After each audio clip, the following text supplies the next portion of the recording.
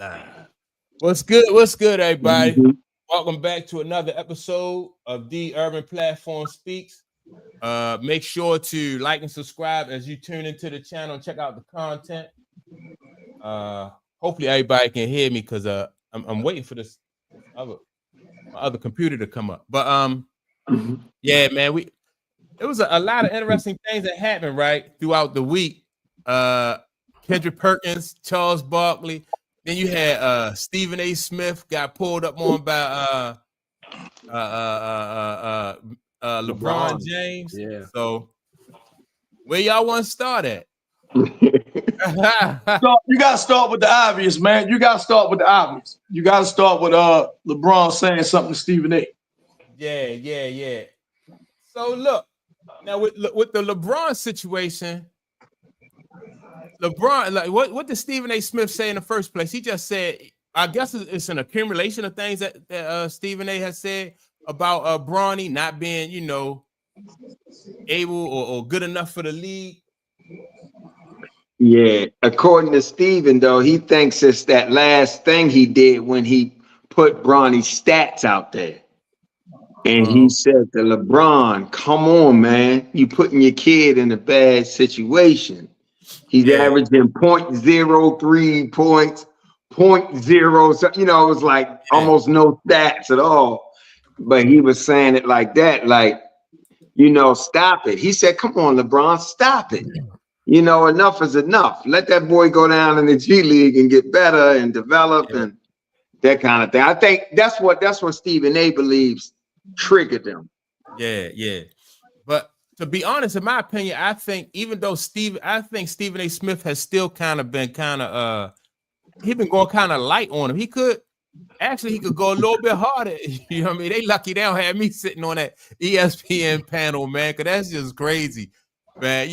Cause he still kind of go light on him. Stephen A. Smith said something about like let him develop in the G League. When, in my opinion, he's not even going to develop. You know what I mean? I don't think he's going to be able to develop into somebody who's going to be able to play in the at the professional level. I really don't. Do any of y'all know his stats since he's been in the G League? Do y'all know his stats? Like what his stats look like? I don't. No, I was looking at them earlier and they wasn't good. Not even worth the paper that, you know what I mean, that I was gonna write them down on. Oh, come on, Mike. Come on, Mike. Slack, bro. The thing with this with Stephen A. man is long overdue. Somebody saying something to this cat, man. Long overdue, man. You know what I mean? Yeah. And this goes across sports, basketball and football. You know what I'm saying? He take a lot of shots at guys, and it's personal. It's personal. They want to say he's a journalist and things like that. A lot of things become personal with this guy, man. And I'm surprised. I'm just going back to the thing where him and KD was having words back and forth. If you remember one time, him and T.O. was having words back and forth. The guy get real personal at times when it comes to these athletes. And I think for the most part, they don't mind him criticizing their play. Right. I think when it start getting the personal shots, I think that's when guys get a little upset and take exception to it. And I think there's athletes are just like sensitive anyway, though, right? And they will, no matter what you say, some athletes not gonna go for it. But I just think that like when Stephen A. Smith was going at Kwame Brown. And you know what I mean? Like that was excessive when you call him, a professional athlete, somebody who played, in the league for a decade. You calling him a bust and all that, and all that stuff. That was excessive. But I don't think, in my opinion, he's been excessive when it comes to LeBron, especially since LeBron is the one who put Bronny in that position. You know what I mean? Like he hired him for a position that he was not qualified for. Then he wants everybody in the league and in the media to go along with his hire and really just basically be dishonest about it. Like tell us that your son is better than what he really is. So he don't like that. That's what Stephen A. started off with when he responded to what went viral. He started off with all of LeBron's statements, and he was trying to say, Yeah. "Who phone is that?" That's Oh, I don't know. Yeah. Hello. But Yeah, what was he you saying? started with everything LeBron said about Bron. He's better than half the guys in the league. If you want my son, if you want me, draft my son. Wherever my son play at, I'll come for a year. It's not about. So he started off with all of LeBron's statements, and his justification and what he was saying was, I never said it, because he on his podcast, he said what LeBron said to him. He said that LeBron said, "Leave my fucking son out of this." Yeah. And Stephen A's response is, "I wasn't talking about your son. I was talking to you." And I was saying, "Come on, LeBron, stop it. You putting your son in a bad situation." So he started off with all the statements LeBron made about his son, and then he said, and he's an athlete now, he's in the league. So I cover the sport. I'm going to talk about his performance. So he was trying to say, he was pretty much just talking about his performance in terms of the stats and stuff. But it is times when the line gets blurred with Stephen A, and he gets excessive and it goes overboard. Because I agree with you about the Kwame Brown situation. I took objection to Stephen A when he had Kyrie on his show on First Take, him and Max grilling him about, did he ask LeBron or let LeBron know that he was leaving Cleveland? And Kyrie said, "I didn't know I needed to, this is my life, And then with the whole vaccine stuff with Kyrie and all that stuff, I feel like he can be a little bit, excessive. But I think LeBron created this in a sense too. Oh yeah, definitely. Yeah. What you think, Jim? I think there's two major parts to this. First, just like we're talking about, Stephen A is being Stephen A. This is who he is. This is how he does it. Yeah. And we can definitely pile on Stephen A for how he kind of crosses the line at sometimes, and that's his brand. That's why people watch him. Some people watch him.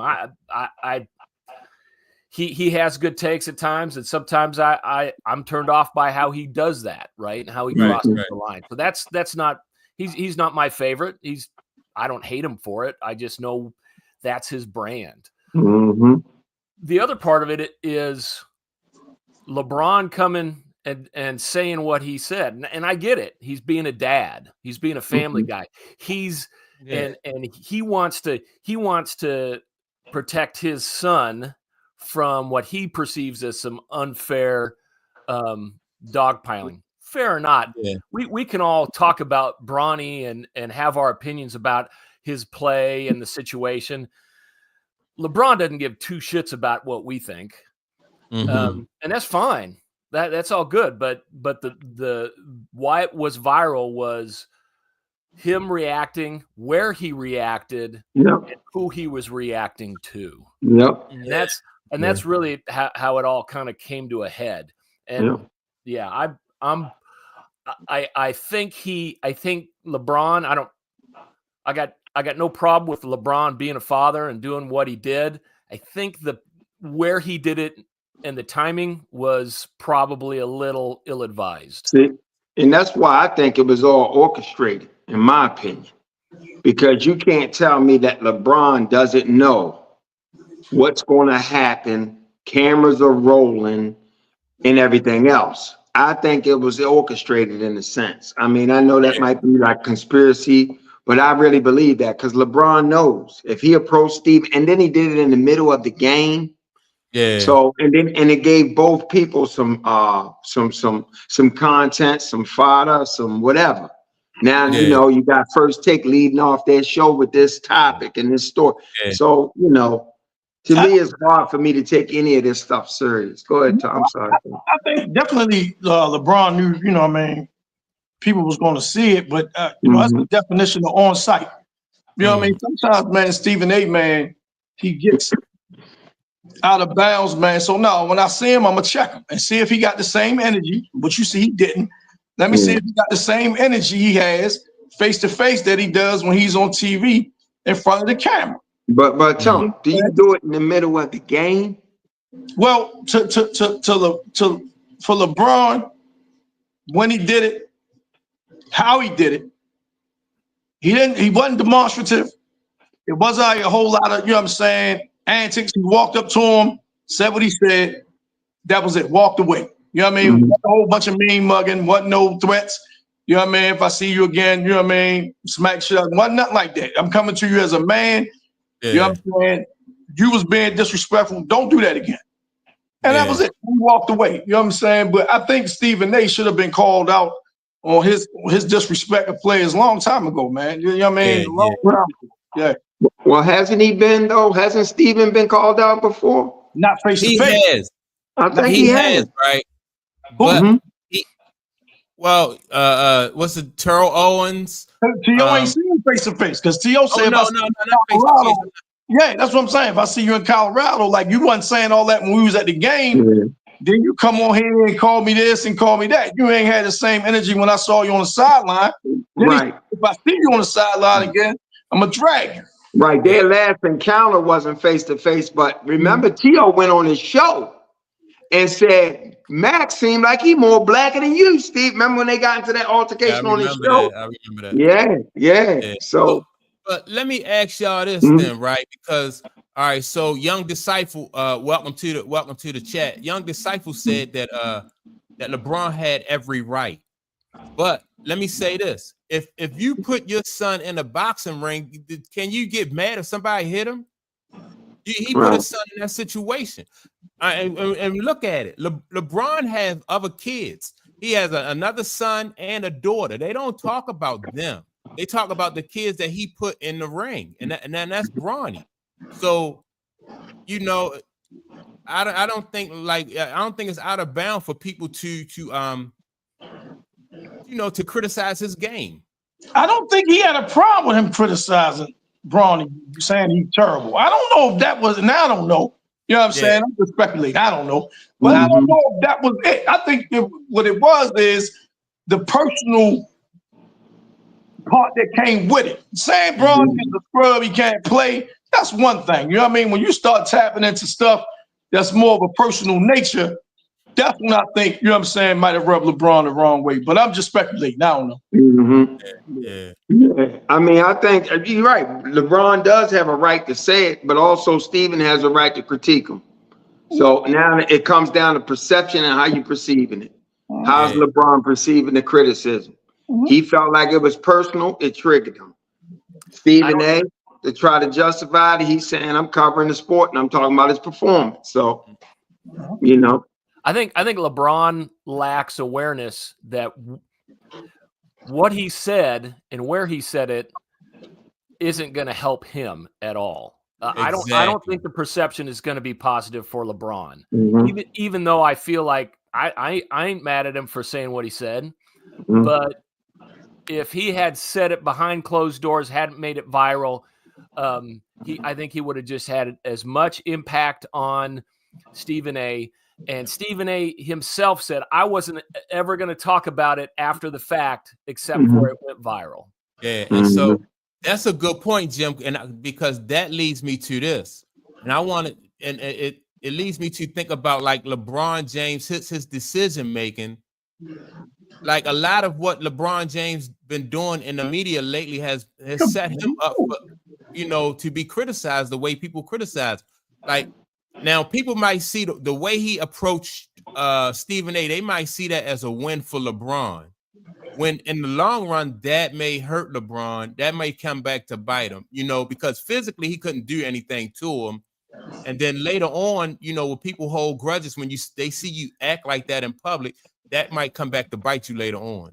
I think you got a different view of the world when you got FU money. Yes. Well, and I'm gonna say this. I don't really care about. I don't really think LeBron cares about at this point in his career. I don't think he really cares about how people view him. Most of the people hate him anyway. So I don't really think he say, "Well, man, I shouldn't do this because people are gonna view me a certain way." I don't think that was, and I think him pulling Stephen A up publicly, like he did, man to man, face to face. I think that's better than doing it behind closed doors, because now Stephen A can't try to change how it was. He can't try to slant it. He can't try to like fix it like, well, LeBron said it like this, like that. No, I'm coming to you, to your face, and I'm saying it. I ain't pulling you up aside. You ain't pulling me aside and say, you know what I mean, I'm not a good father because I put my son, as you put it, Mike, in the ring. You ain't pulled me to the side and said that. You went on your platform and said it. So I'm coming and I'm saying it to you right to your face. You know what I mean? So yeah. And I don't think it hurts his brand either. I just think the times we living in, all this stuff fuels it. Everything fuels his brand. Everything fuels more followers, more content. Because now you got a section of the population that's cheering him on. That's right, LeBron. Check that fool. Pull up on him. You know. So I don't even this time we living in is so different, man. And I don't necessarily believe that they really at odds. I mean, the first thing Stephen A lead off with is Rich Paul got my number, Maverick got my number. If it's really any problem there, I don't even think they in communication really like that.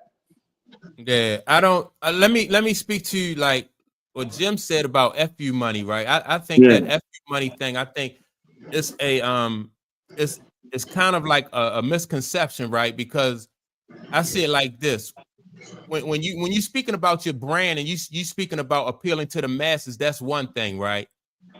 But when his career is over with, he won't be trying to appeal to the masses. He's going to be trying to appeal to a select few that's going to help him as far as like getting a team, like selling sneakers and your jersey and all that stuff. That's good for your brand. But when you want to own a team, then you have to have some other owners in your corner. So, at a certain point, like the FU thing, FU money, I don't think, it really works for him. Well, Mike, I think having a huge fan base also works for him in terms of owning a team. Because like teams, like if you look at Magic and with the Commander situation, he's not a majority owner, but they made sure Magic's name got mentioned and put his face out there as one of the owners because of the fan base he's gotten. So this is a way that fans will support the team. So if LeBron has a fan base, it's going to be somebody that wants to partner with him on that team because people are going to support the team because it's LeBron's team. So I don't even think it hurts him in that regard. I mean, no. And I don't think y'all giving Stephen A too much credit because he linked on Stephen A. Y'all think that's gonna hurt him? You know what I mean? No. Otherwise, no, not at all. I don't think like going at Stephen A is going to hurt you, but I mean like your public image, right? And the things that you have done throughout your career that may not sit right with other owners in the league, right? Do you think, Mike, him saying something to Stephen A changes it? Changes his public image? That little sentence or word he said to Stephen A of all people, a blowhard that talk trash about every and anybody. You think LeBron saying something to him changes his public image? No, it don't change his public. I think the way Stephen A handled it, right? I mean, the way LeBron handled it. Because, all right, can y'all picture a situation where Michael Jordan would have approached Stephen A. Smith? No, he could. But they two different. Well, first of all, Stephen A would be on his knees. First of all, Mike never walked up to him. He'd be on his knees. So, you know what I mean? That ain't even the same. Oh man, that ain't even the same thing, man. So no. And plus, it's different time, different era, different people. That's just not how Mike do it. I just think in this climate, though. LeBron doing that is leaning more into his fan base. They love that shit. Yeah. How many people despise Stephen A. Smith? A lot of people. Just like the guy came on in the chat. He had every right to do that. Just like you listening to Tump. It's about time somebody stepped to Stephen A. Yes, This is the consciousness of some people a lot of people. Yeah, and institutions and stuff, they know that sells. They know that sells. Like we in a different climate, Mike. We in a total different climate. I mean, I just don't think that I don't think that the way LeBron handled it, that's just like, all right, you say you hit Powerball or something. This is your last day on the job, and you want to go in there and you turning over tables, and you telling, you know what I mean, you telling your boss to kiss this and kiss that. In the end, once you might have wanted to do that for a while, right? But once you do it, then you find out, you're like, you know what? That wasn't all what I thought it was going to be. Maybe I shouldn't have did that. You know what I mean? So even though that's not the way, even though you want to handle things a certain way, I don't care what the climate is or what the times is, you realize sometimes that wasn't the way to do it. But see, they can spin this PR. They can spin this into a good thing, PR wise, because he was defending his son. That appeals to people all over the country. Yeah. Everybody. He's defending his son. And what helped him even more was Stephen A. He said, that wasn't a basketball player approaching me. That was a father. And I respect it. He was defending his son. That's the spin on it, Mike. Yeah, but I mean, that's the emotional spin on it, right? That's the spin on it, period. That makes it appeal to the masses. From a professional, so it's the emotional. I say it's the emotional spin on it because, like you said, he defending his son, right? But like from a professional standpoint, it's almost like an insult to the fans. But that's like telling somebody, just I did this, accept it, and just go along with the program. And Stephen Smith is not doing that. No, I mean I hear you, but I don't put it in that category. I just think businessmen, corporations, whoever owners, everybody has children. And the spin is he's defending his son. So it's understood and it's respected in some degree, even the way he handled it. Because it's like Tunk said, he didn't get physical. He didn't get too irate. He went up, said what he had to say, and kept it moving. So it's not like he, threw no punches or, you know what I'm saying? So I don't know if it hurts his brain moving forward. That's all I'm saying. It definitely doesn't. And then Stephen A. You can look at Stephen A. like, oh man, I said what I said, and accept it and keep it going. No. I'm gonna holler at you about it. You know what I'm saying? And you know what I mean? It ain't even gonna get you to the point where it's gonna get physical and everything. You know what I mean? I'm gonna tell you, no, you can't do that. Don't do that, and that's it. Let me ask you something, Mike. All of us. What kind of influence do you think Jenny Buss has throughout the league? In my opinion, I think that I think she has a fair amount of influence throughout the league amongst the owners. You mean like amongst her peers? Yeah, period. Yeah, throughout the league, period. The brass, the owners, everything. And I'm gonna tell you, like when it comes to situations. When it comes to situations, I think that is going to benefit the league or benefit other teams, then she'll be able to sway them.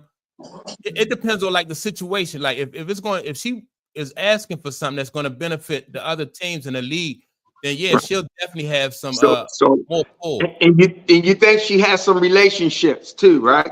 Right, yeah. The Buss family, right? Because they the standard, right? That name carries some weight. That name carries right. The Laker franchise. Now look at LeBron's relationship with Jenny. I believe they have a great relationship. And I do believe that she has enough influence. And I think that's a person and an owner that might be in his corner that can help him moving forward. She loves LeBron. She loves him. You know? I don't even think one has to do with the other though. That's just me personally. I know what you're saying. I just don't think him moving forward have, business wise or anything else, public image or otherwise. I don't think him saying something to Stephen A. I don't think that one to do with the other. But you make a very good point though. You know what I'm saying? A powerful owner, backing his move or whatever. And I don't think she'd be the only one. I think it'd be other owners that I think there'd be other ones too. Yeah, would want him Because you need them to sign off on it. Yeah. You know what I mean? They got to sign off any new ownership going on. You know, you got to have them signing off. And the NBA has a hard time of letting its stars go because of how bad they want to drive audience and attendance. Mm-hmm. So they will get over any kind of disdain they may have for LeBron because of how he may be able to move the needle for them. Yeah, and see, and speaking of ownership and things, and having to get approved by other owners, I don't even know. Y'all can help me with this. Did A-Rod officially become one of the owners of the Timberwolves? Yeah, he did. Okay, yes, he's one of them. Yeah, yeah, but remember how that was going? That they thought he was there, then he wasn't. They thought he was there, then he wasn't, because other owners weren't signing off, and I think that made his reputation, not as a businessman, but as a player and the major leagues with the steroids and things like that. All that stuff. Come into play, right? That may have come into play. You know what I'm saying? Yeah. He cheated. He got caught cheating. Right. And he's still he's viewed in a good esteem. Held up his approval. You know what I mean? Yeah. Might have held up his approval. Yeah. So, your public image, it does play a part. It does play a part. Well, let me ask you, is A-Rod is a minority owner though, right? I believe so. I don't know. I think so. Yeah, I believe so, Mike. I'm not sure. I'm not 100% sure, but I believe so. Yeah, I think A-Rod is a minority owner. Yeah. I think it'll be a whole different situation if A-Rod wanted to be like a majority owner or something like that. I think it'll be a whole different situation, but now do y'all think, what do y'all think about LeBron James trying to control the narrative all the time? That has been throughout his career. LeBron James has always tried to control the narrative, and I don't think that's unique to LeBron James, though. You know what I mean? I think other players have done that. They might have went about it different ways because it was a different era. But LeBron James, people say, well, he's always trying to control his image and the narrative. What y'all think about that? I think Tom Brady, you could throw Tom Brady in that too. I think he was one that always wanted the story to come out a certain way that don't cast him in a negative light. Not, and you got some guys, man, that they say they don't care, I don't care, and I don't care, but they really don't want it. You know what I'm saying? They really don't want it to look. They don't want to look too bad. Right. You know what I mean? Yeah, they really don't want to look too bad. So they try to do whatever they can. You know what I mean? Like you say, to control it. But sometimes it works, sometimes it doesn't.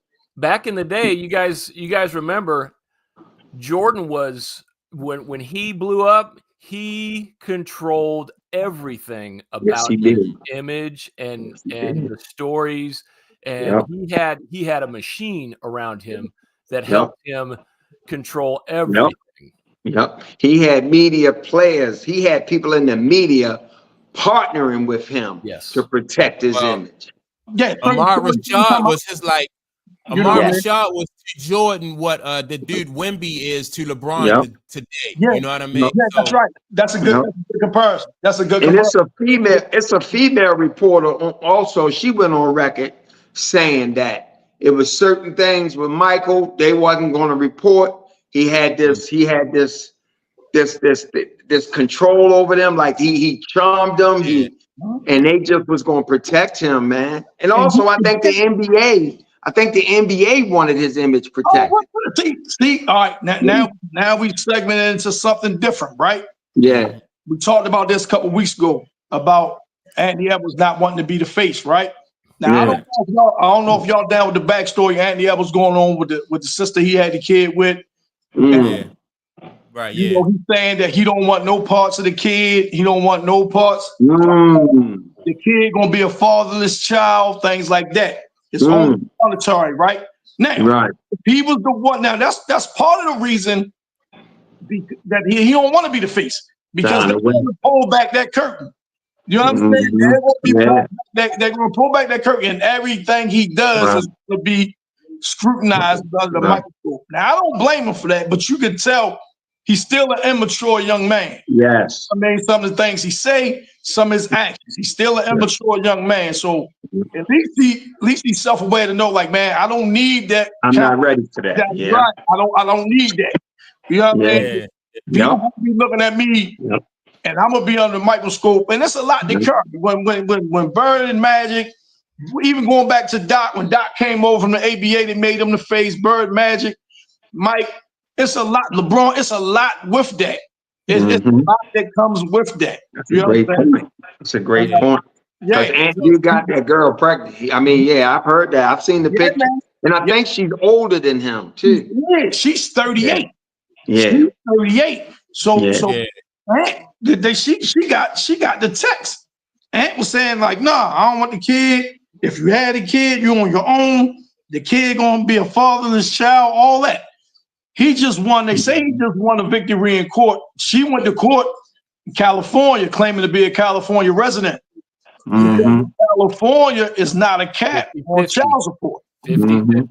Yeah, it's not a cap. But the judge pushed it. You know what I mean? The judge denied a motion. You know what I mean? Because go ahead. No, you go ahead, because it's off subject. Go ahead. They say she went out there. Well, Andy, that was his lawyers was saying she went out there just to have a baby out there, just to file child support in the state of California. Yeah. So the judge denied that claim and said it'd be best suited for the state of Georgia. So she got to go to Georgia and file child support in the state of Georgia as opposed to California. Okay. I was doing an example about that face of the league type thing. Yeah, you know what I'm saying? It ain't all just pie in the sky. Right.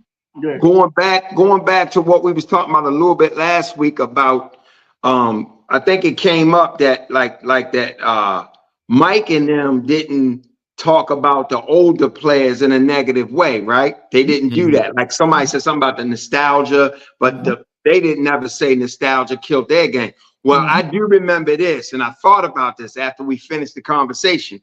I bought Michael Jordan's book, Red Air. And that book, that was after the first retirement. And in that book, he talked about Will Chamberlain. And the way he talked about Will Chamberlain, he said, Will Chamberlain ain't nothing but Shaquille O'Neal right now. And he said, if he played in today's game, he would average maybe 20 or something like that. He was knocking it. And he was saying that they wasn't athletic. And he thought that he would score a lot if he went back and played in that era. I'll never forget it. And Mike wrote that in the book, Red Air. So I was just going back to say that every generation kind of has some of that in them, where they, looking back on older times and they'll evaluate the athleticism and let that make a determination for how good they are and stuff like that. And I mentioned this too. I don't know if y'all remember. No one says, no superstar or otherwise say that era wasn't the best. Yeah. You know what I mean? Each era that the superstar played, you'll never hear Bill Russell or Wilt say their era wasn't. You'll never hear Kareem say his era wasn't. You never hear Mike and Magic say their era wasn't. You know what I mean? Dr. J did, because Dr. J gave credit to the era that inspired him. So he said that. He said they were better. Because if you remember, Doc's starting five are all guys that played ahead of him. Right. Starting five is the guys that played ahead of him. You're right. Right. Yeah, but I ain't mean to get us off topic. I'm sorry, Mike. I just wanted to touch on that. No, that's good. But I do want to I want to read this statement by BLW 916, right? And she says that referring to LeBron, she says that he's defending his grown son that shouldn't be in the NBA. All players got dads that get talked about like a dog. His grown son can't defend himself. Scrub. He should be fine. That's right, Mike. So, and I didn't put up the statement, right? Somebody wanted to read it. No, let me read it. That's right up Mike alley, Chuck. Let me read this. I got to read this. What's his person's name, Mike? What's her name? My name is her handle is BLW916, right? BLW, you made that brother day. You hear me? Yeah, I just thought you made a good point, right? I bet. And I'm gonna read this shit in. I expect this statement from the fellas, right? Right. You know what I mean? Like, she got a point. I mean, I agree with her 100%. She got a point. You know, he defending a grown son, and everybody know that that Bronny should not be in the league. So yeah, you know, I just wanted to, and she called him LaFraud. yeah. I'm not saying I'm saying Stephen A is justified in the critique, and I'm saying LeBron is justified in how he feels. Nobody can tell somebody how to feel, so he's justified. It ain't hold much weight because his son a public figure. So that's all I was saying about it. I don't think nobody mind him, Stephen A. critiquing. I mean, we got when we talked about him not belonging in the league. Yeah, we talked about like the Lakers wasted the pick. They shouldn't have drafted them. We all in agreement with that. I think the difference is the personal. You know, when it becomes personal, I think that's what it is. Yeah, I think that's what it is. When it becomes personal. You know what I'm saying? If I'm not so sure I'm not so sure though that it's got personal with Steven talking about Bronny. You think it has some? I haven't heard everything he said, so I'm not gonna say it has become personal.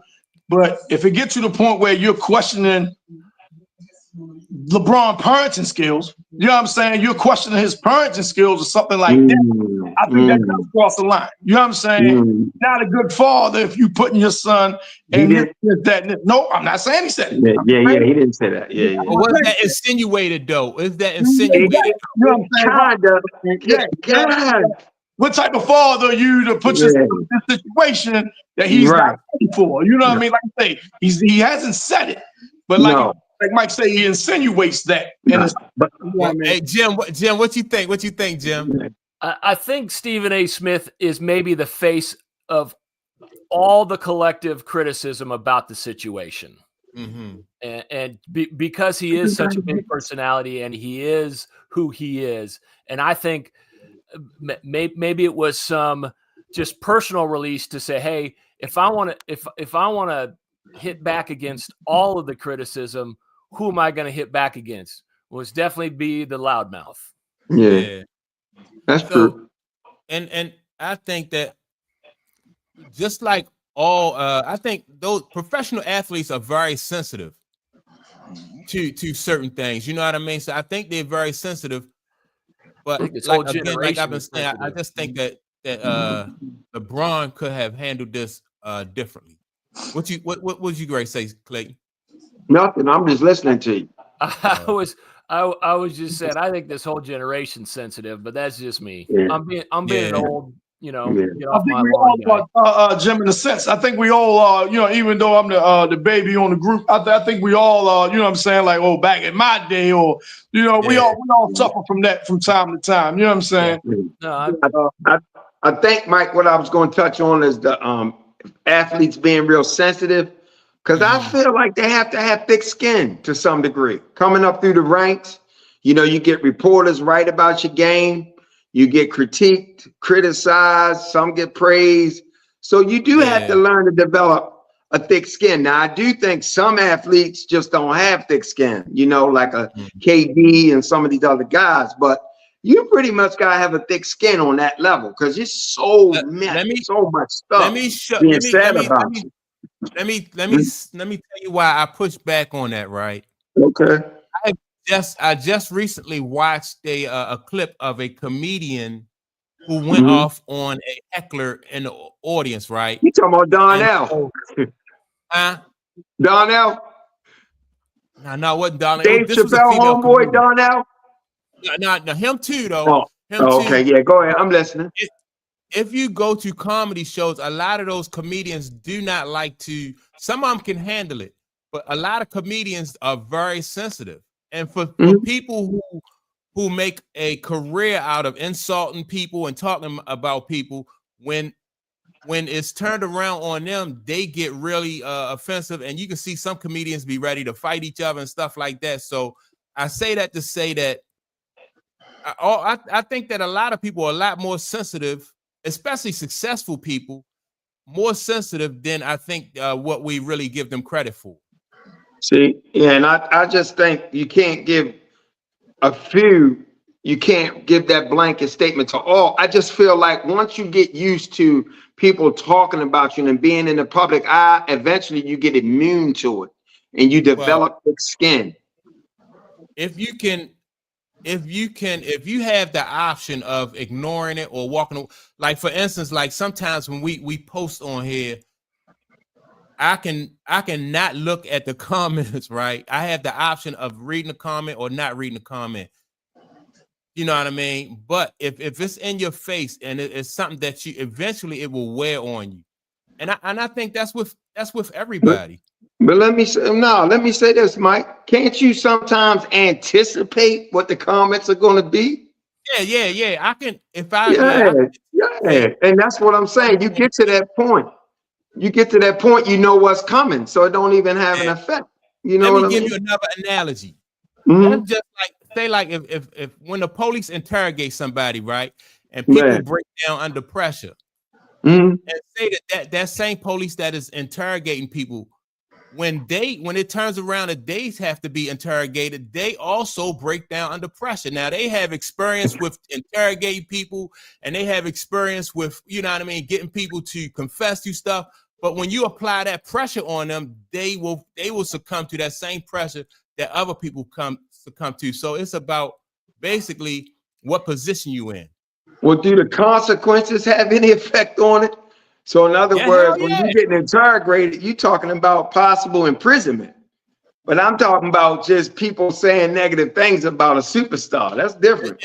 But that's not my point, though. My point is, it depends on basically what it comes down to. If walking a mile in somebody else's shoe, basically that's what it comes down to. Mm-hmm. I'm lost now. BLW 916 said this era is soft, especially this year. My cousin Wayman Tisdale. Oh, that was my dude, Wayman Tisdale. Oh yeah, Wayman was dope. Yeah, Wayman Tisdale from Oklahoma, Jack. Let me see. Magic talked about Ronnie James on national TV. I bet he let me see, he won't step to him. Let me see. I played coach. I love my Lakers just like LeFraud. Okay, Wayman Tisdale, little cousin. All right. Hey, look, I got all the CDs too. He can play that bass too. I got all the CDs. Yeah, he can play music too. And she's right about Magic, because Magic gave the same critique to Bronny. He should go down in the G League, develop. He did give that same critique against Bronny. But LeBron had said nothing. Nothing to Magic. Now listen, right? She right. I'm gonna stop y'all right here, right? Magic critique Bronny, as justifiably so, because we all have, right? Yeah. I didn't hear it, right? But I'm willing to bet his critique stayed basketball related. Magic Johnson critiqued his basketball game and didn't go no further than that. Yeah. But he was saying, this how Magic said, if I was Bronny, I would say to my dad, put me down in the G League, I'm not ready. Now, what Steven said was, LeBron, come on, stop it. You know this kid need to go. I don't necessarily know if that's taking a shot at his parenting. That's one segment. I don't know anything else. He just spoke on this more than once. You know what I mean? So that's one time, you know what I mean? He said, wrong, whatever. And he's trying to, Stephen A, we talking about narratives. He's trying to put it out there like what I said was justified, and he didn't necessarily think it warranted LeBron saying anything to him. Right? Stephen A just said a lot of stuff. You know what I'm saying? Now, maybe his last comment about it was that, but maybe 2 or 3 comments before that, he went a little bit further than what he should have. And maybe that's what stuck with LeBron, not necessarily the last comment about. You know what I mean? But you're also gonna take criticism from your family. But if someone outside the family comes and says and talks trash, you're not going to receive it the same way. And if LeBron hears a superstar saying things that are just on the surface factual, he's going to take it for what it is. But somebody outside the fam coming in talking trash, he's gonna good point. Very good point. Take a different. Very good point. Yeah, very good point. Like you ain't never done this before, and you gonna sit up here and critique. You know what I mean? That's why you ain't never done this before. Everybody know you done lied about your college career. You ain't never lying ass. Everybody know you're a fraud when it comes to that. You know what I'm saying? But now you're an expert on stuff that we doing. That's what KD said. KD, like, man, this dude don't even play, but he gonna be an expert on what I should do, what I shouldn't do, and things like that. Who is this guy, man? You know? Yeah. Talk on what it takes, boy. Because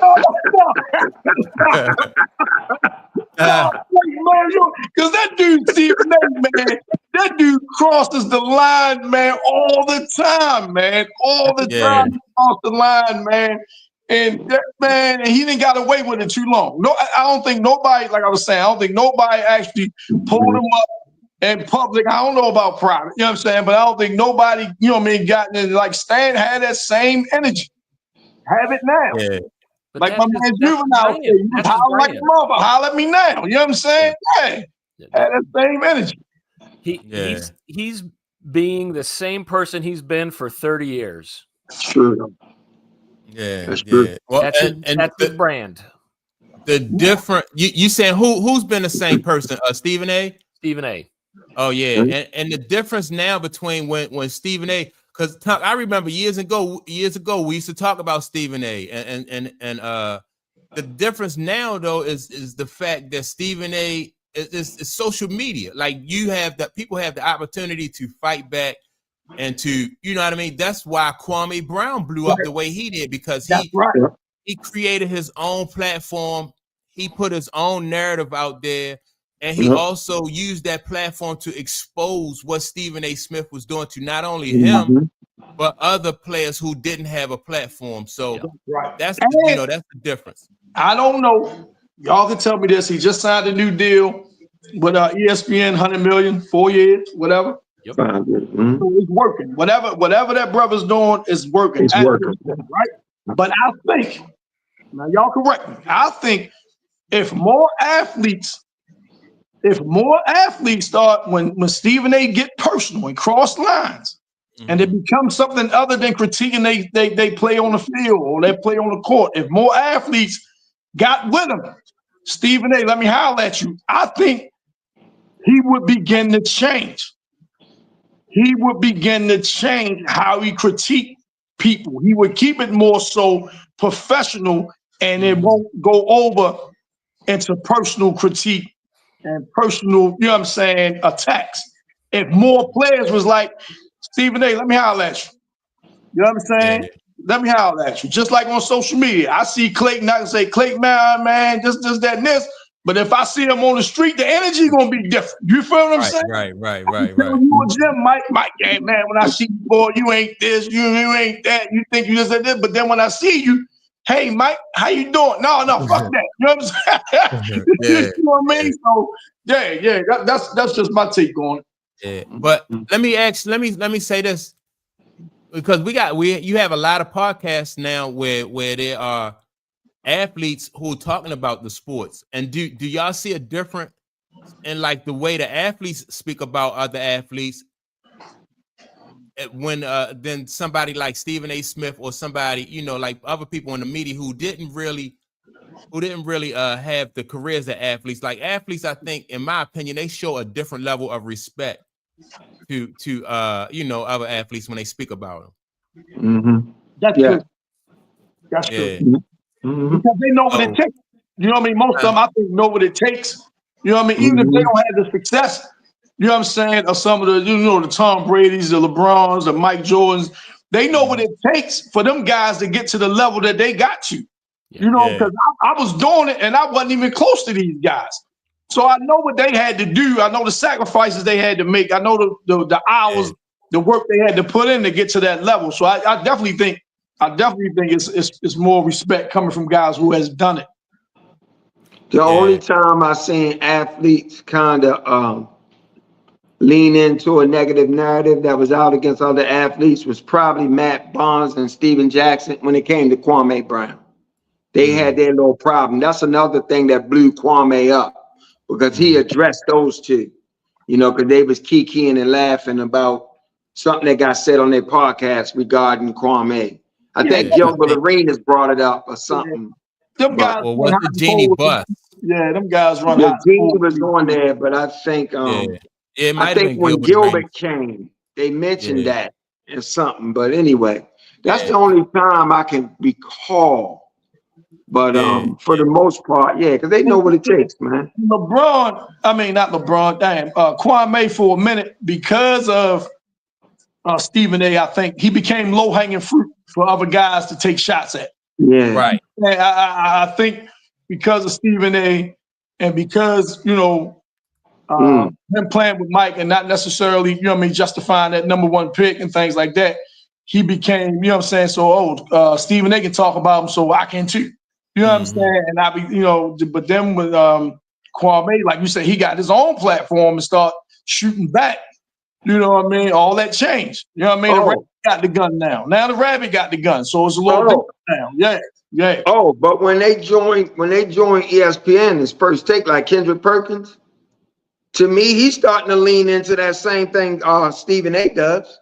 Really? Yeah, we definitely gonna get into Kendrick Perkins. I don't really watch.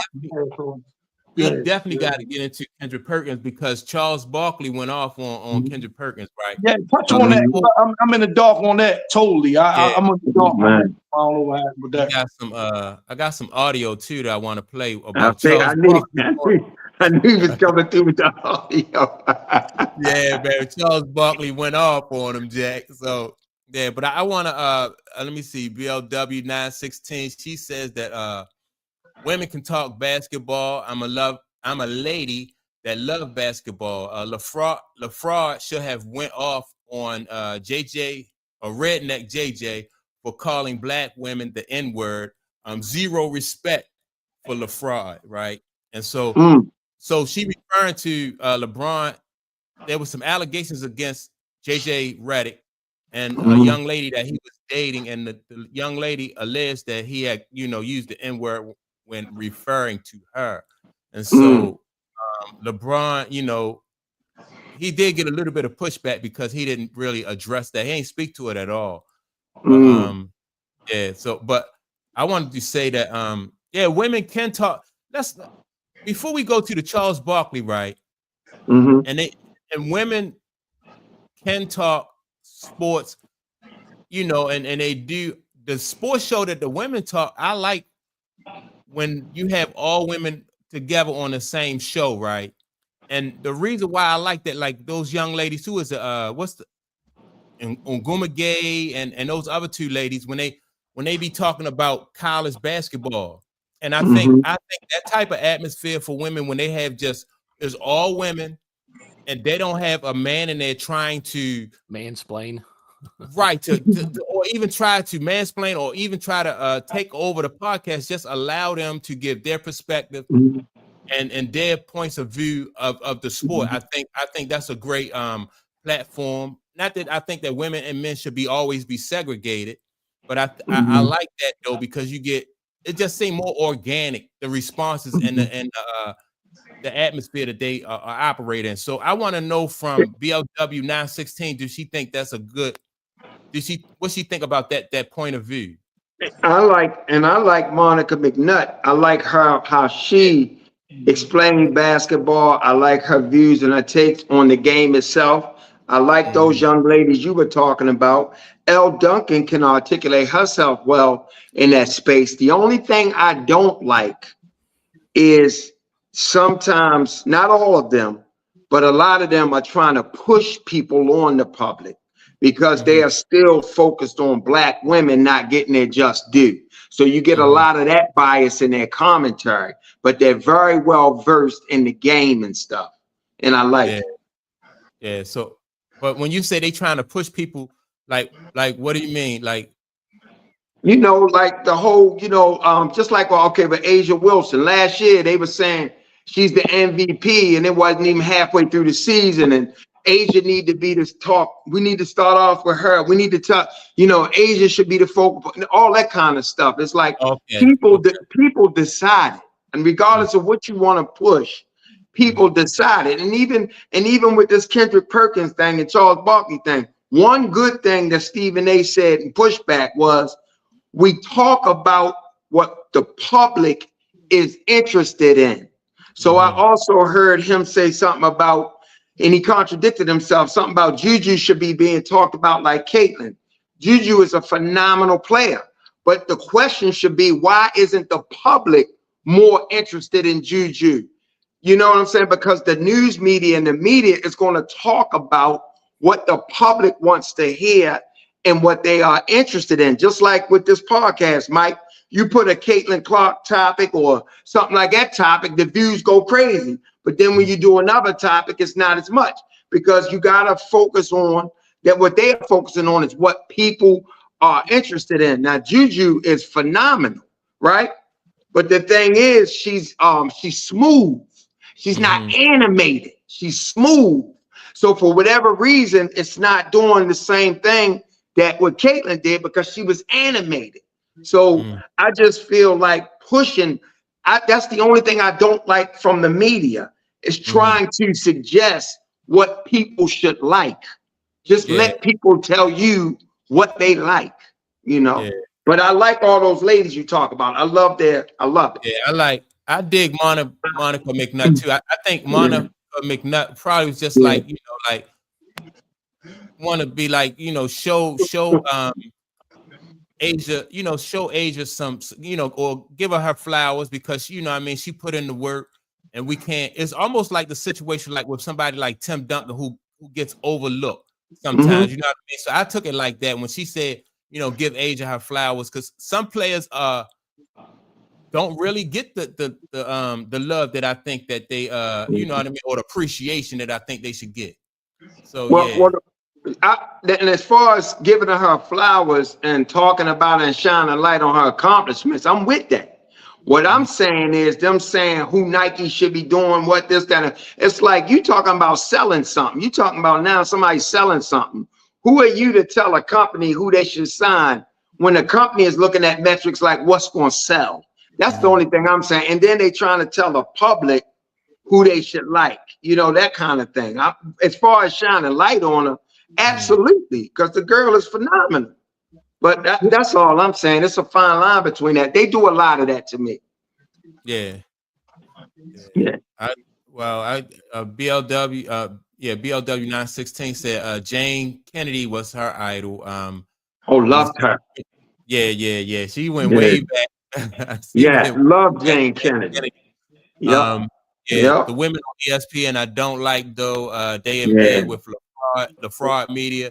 You know what? I like Mark Jackson's take on the game. Like when Mark Jackson and Jeff Van Gundy, I like the chemistry that they had together. Let me like, do y'all agree with Mark Jackson and Jeff Van Gundy? Did y'all dig their chemistry? Yes, I love them. Definitely. I love them.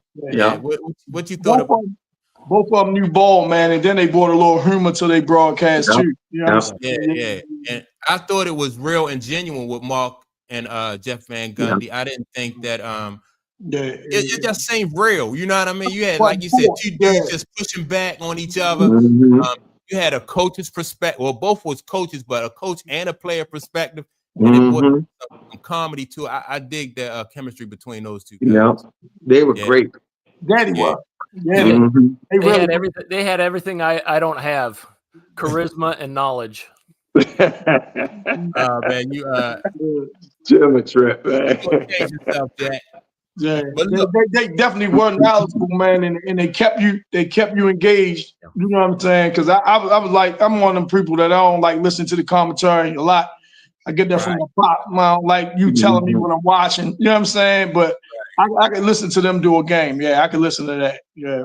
Right. I want to real quick. I want to play like what Charles Barkley said. What Charles Barkley was saying about the NBA. Hello, Mike. NBA. Yeah, he's an idiot and a fool, but he know who he is. What's his name, Shaq? Which one you talking about? Kendrick Perkins. Oh, he said the Lakers. First of all, the Lakers have had a great 2 weeks. He said the Lakers saved the NBA season. That's because them fools on the other network, which we're gonna be working for next year. That's all they talk about. Let me tell y'all something. Tell me something. And first of all, I want all the smoke. I don't whistle when I walk by the graveyard or anything like that. I don't whistle when I walk by the graveyard. Right. Like that. Hey, man. I'm feeling that one. The Lakers are doing great. Got a long way to go. But the reason the season's been going great for the Cleveland Cavaliers and the Oklahoma City Thunder. Y'all just want to talk about the Warriors and the Lakers. They're both doing great. Don't get me wrong. If I turn out to be wrong, I got no problem with that. But y'all are idiots because y'all talk about the Lakers and the Warriors all the time. Y'all don't. The Cleveland Cavaliers have won 12 straight games. The Oklahoma City got the MVP, and they are on fire. Y'all are talking about who's in second place. That's the reason I get pissed. Hey, the Lakers are doing great. I don't mind being wrong. The Warriors are doing great. But that's because you fools on other networks, which we're going to become fools next year. We'll be working on that network. But Oklahoma City and the Cavs been balling for 6 months. Y'all talking about teams that had two great weeks. Time out. I get what you're saying. You just went at the whole. Yo, so look, Charles makes some good points, right? Mm-hmm. And I think this happens in basketball. It also happened in football, like with the Dallas Cowboy fans. Like people always like, why are we continuously talking about the Cowboys when there's other things going on, right? So that part of his argument, you know what I mean, I agree with also. He called him an idiot, and he called Kendrick Perkins an idiot, and he called him stupid, right? Do y'all agree though that the Lakers saved the season? Just because they had a couple good weeks.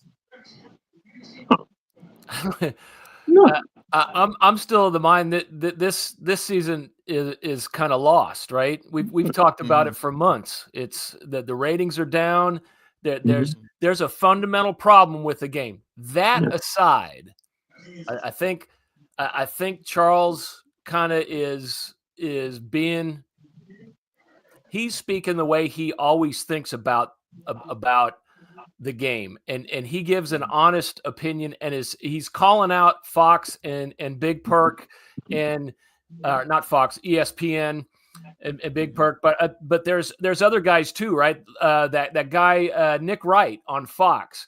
Everyone does. He's saying the same thing. He's already predicting Lakers Celtics final, right?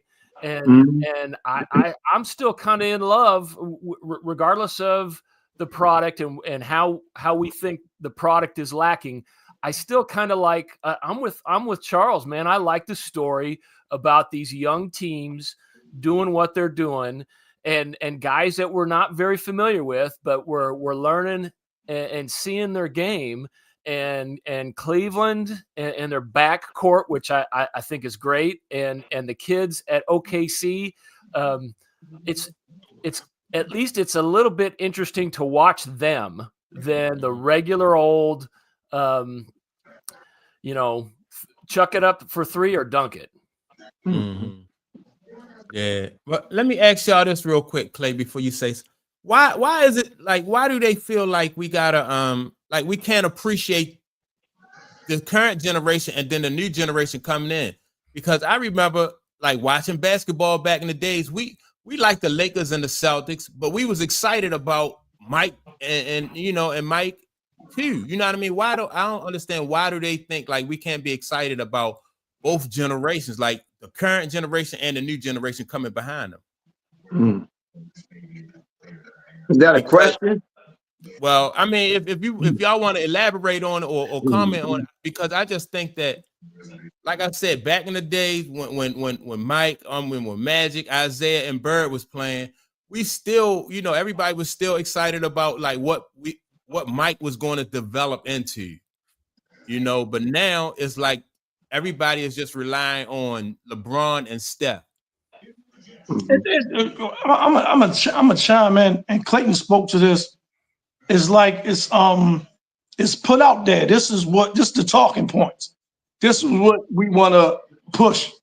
And I think, you know what I'm saying, on ESPN shows, FS1, things like that, they want to push the Lakers storyline, especially with them getting Luka. They want to push that.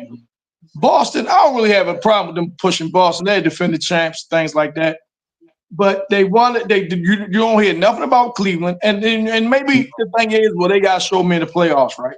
They still don't get enough talking points on them shows from my liking, to be honest with you. Yeah. And that's how I familiarize myself with them guys, because I don't see the games like that. I be at work, whatever. Right. So I don't see the games like that. So that's how I would become familiar with that. And OKC, I know they're young and things like that. I only know 2 people on that team, on OKC team. I only know 2 people players on that. But so you don't hear enough of them. And then when they're way in front in the West. OKC like double digit, games ahead of the Lakers. Now Lakers moved up into the 2 spot there ahead of Denver by like a half a game or something like that. But OKC is way out in front. They way out in front. And then Cleveland, man, like you say, got 12-game win streak. They went up there and beat Boston. Spider playing out his mind. They playing good defense, things like that. So hear more about them guys. But they gonna push them. You know what I'm saying? They gonna push them other teams because it's brand familiarity. You know what I mean? You're familiar with the Laker brand, regardless of who's on the team. I mean, you got LeBron, so you know what I mean, that helps. You got Luka, that helps. Mm-hmm. You got on the other side, you got Boston, that helps. They're defending champs as well. So, people gonna tune in and give an ear just because they're talking about the Lakers and LeBron. So well, let's take a look at Boston Celtics. Boston Celtics is the defending NBA champions.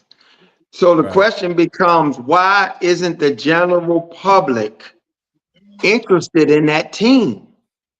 Mm-hmm. The public's not interested in that team. You know what I'm saying? So that's part of why they talk about what they talk about. The question becomes, what's going on with the general public that they're not interested in their team? You got the Oklahoma City Thunder with the double-digit lead, but nobody cares. The Joker. But let me say this. Just last night, the Joker had a stat line that's never been done in NBA history before. He had 31, 20-something assists, and 20-something rebounds in one game. Nobody's interested. Yeah.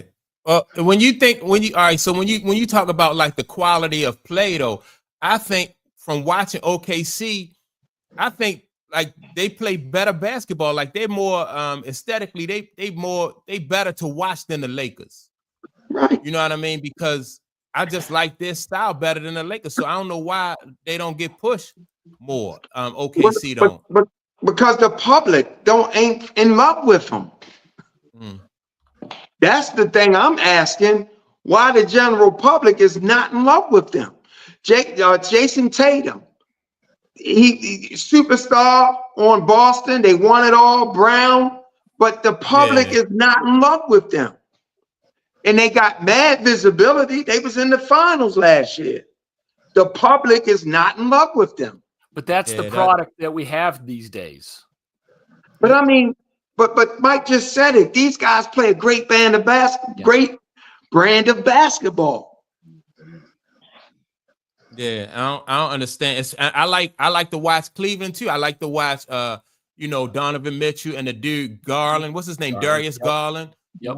I mean, I can't wait for the playoffs, the NBA playoffs to start anyway, because I just like this style of play. Both of them, they got young, athletic dudes on both teams. I don't get it. I don't know why. I don't know why they push it. I think that's going to be. I think that's going to be if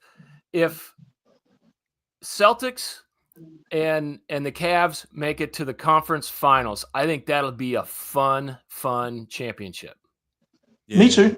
I think I agree with you. Great. Me too. I agree with you. But is it going to move the needle in terms of the public?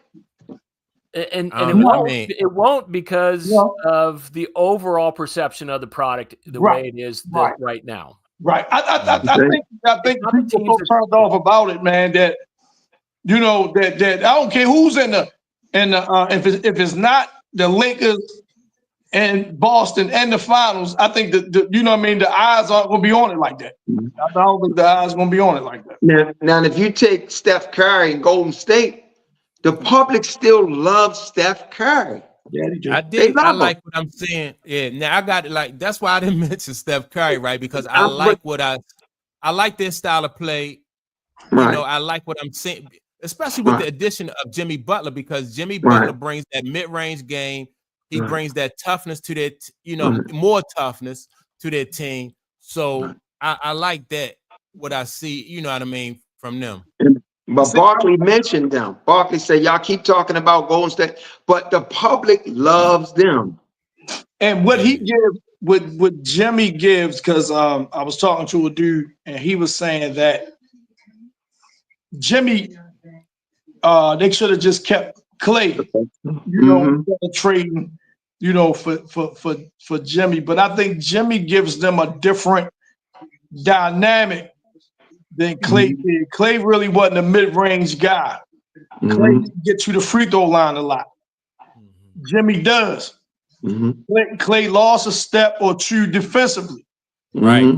Jimmy can still strap up. You know what I'm saying?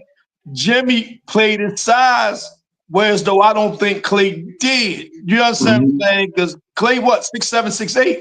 Yeah. Jimmy got the same style, but Jimmy plays 6'7", 6'8". You know what I'm saying? Yeah, he's more physical. You know what I'm saying?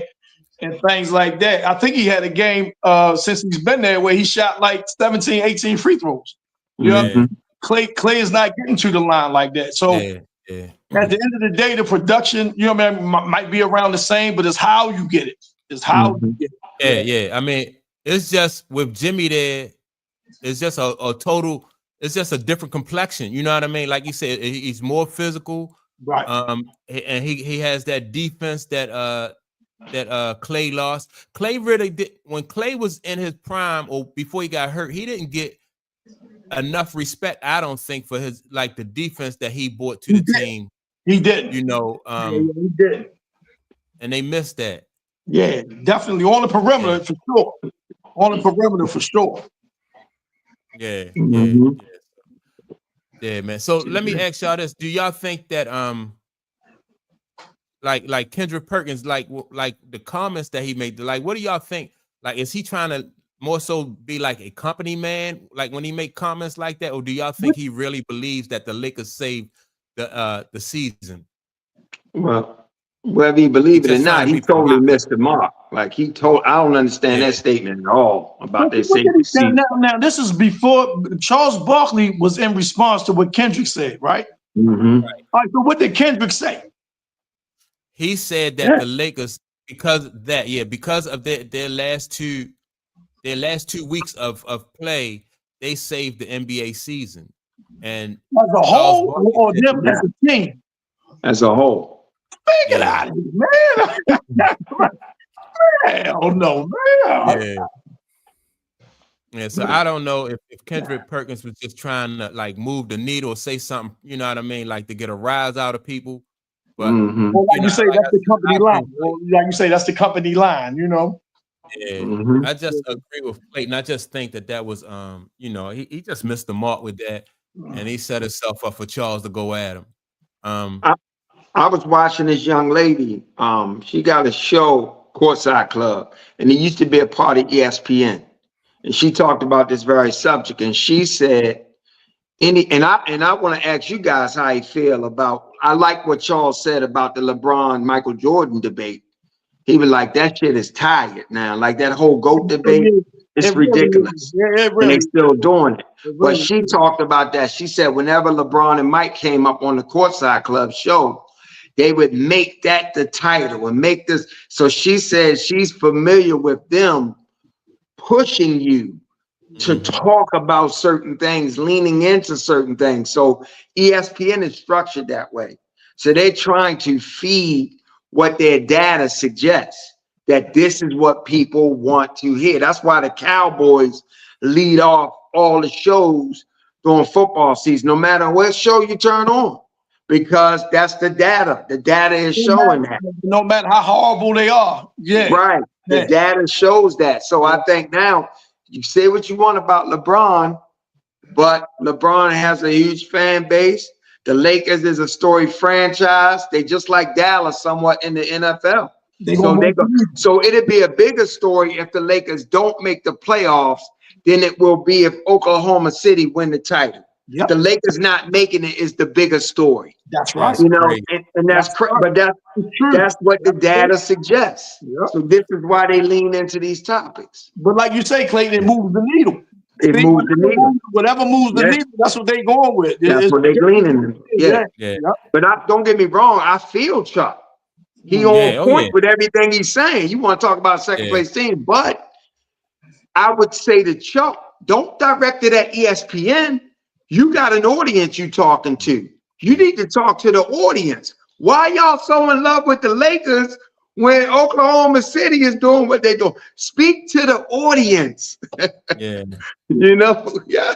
But like you say, though, Clayton, if the audience tuning that out, or they turning that off, you know what I'm saying? When you talk about OKC or Boston or Cleveland or whatever, and they turning that off, you got to talk about something that's going to keep them dialed in. You know what I'm saying?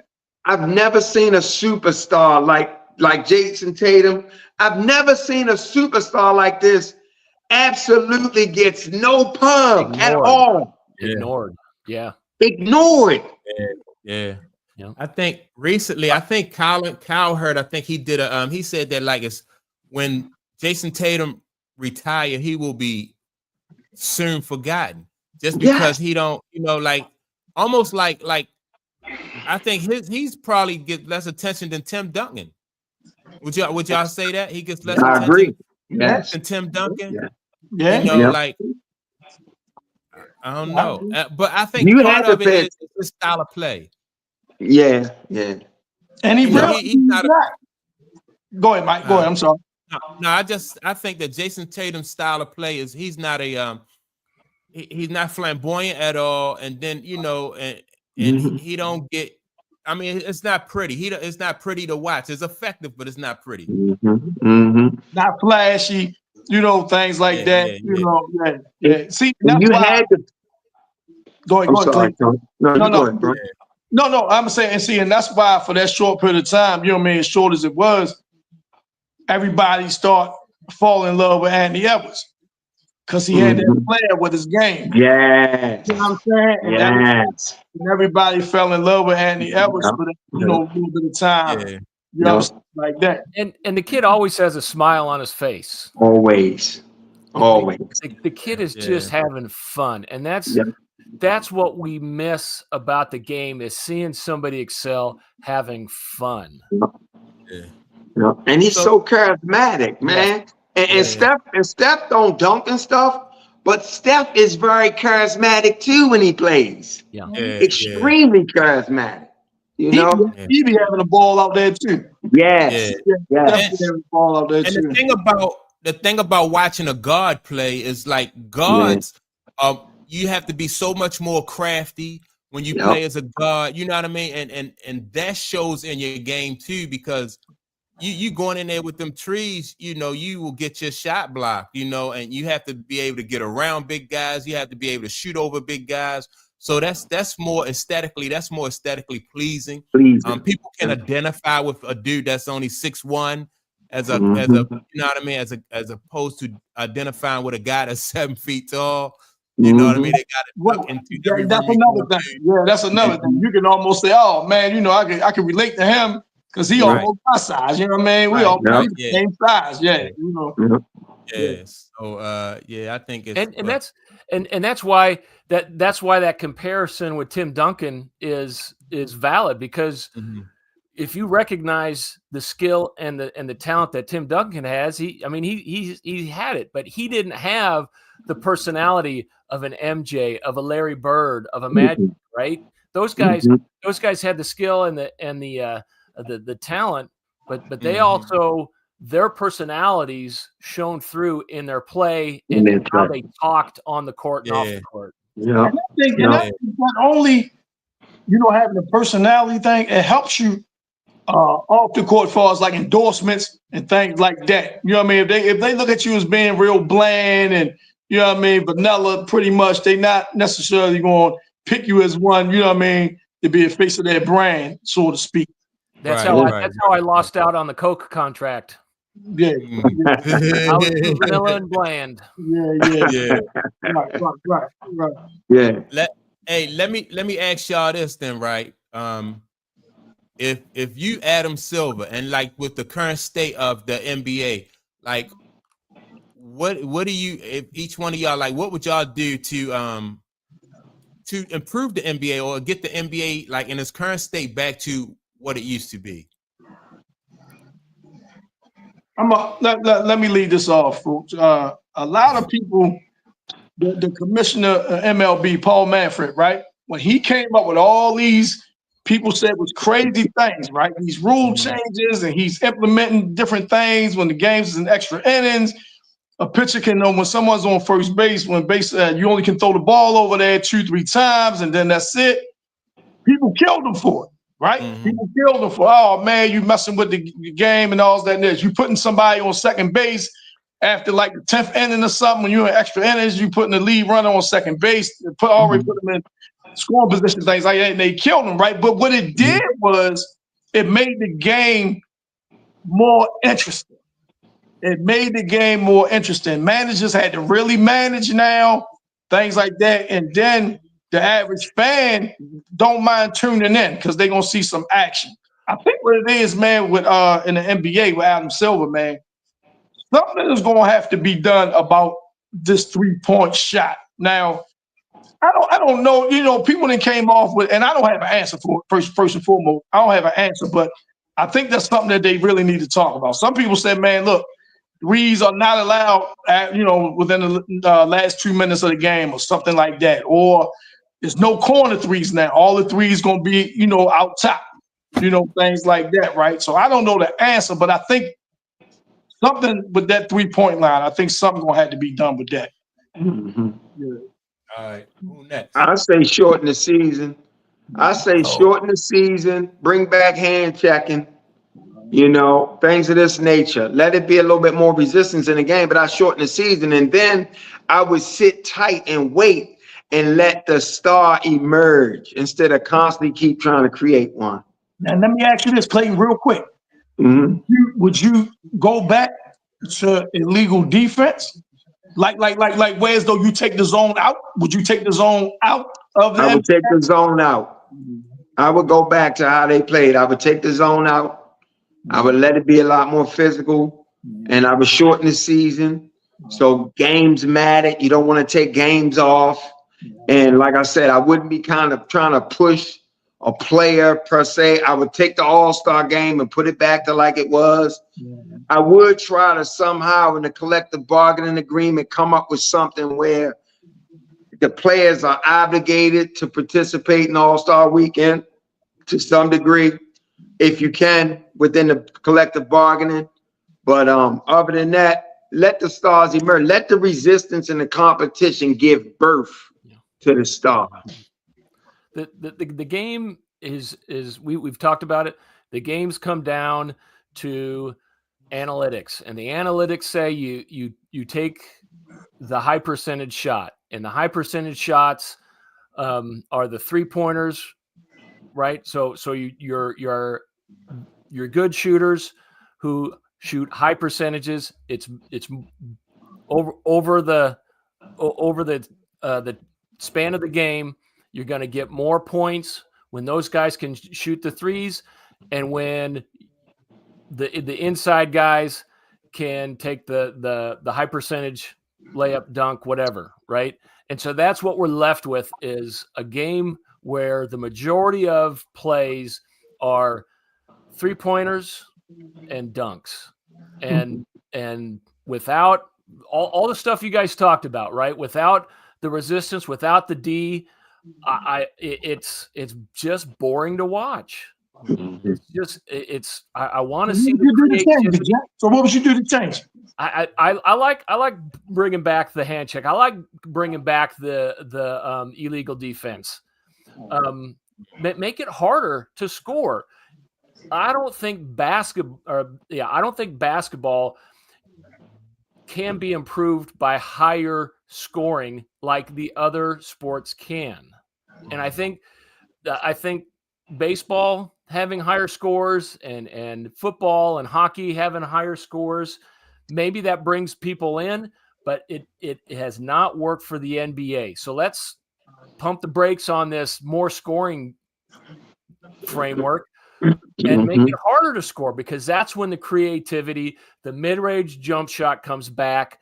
That's when those things happen. And the byproduct of that is the personalities, the flow, that happens. And to Clayton's point, the superstars emerge.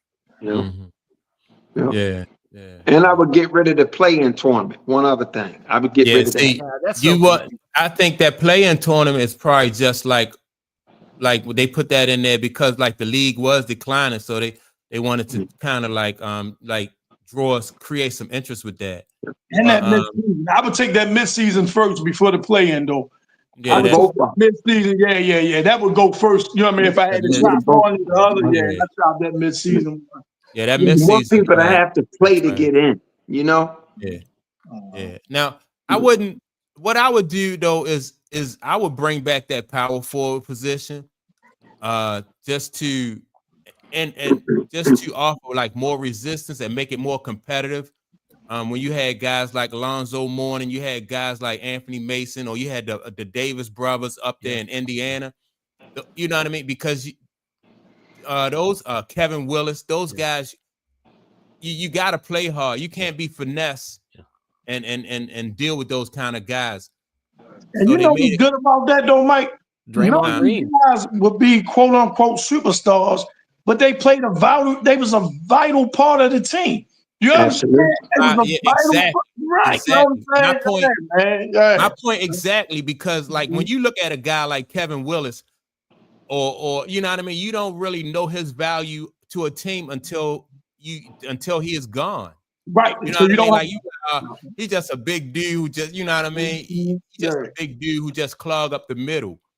But you know, it just made it competitive. If you don't, you know that Kevin Willis is going to hit you when you go in there.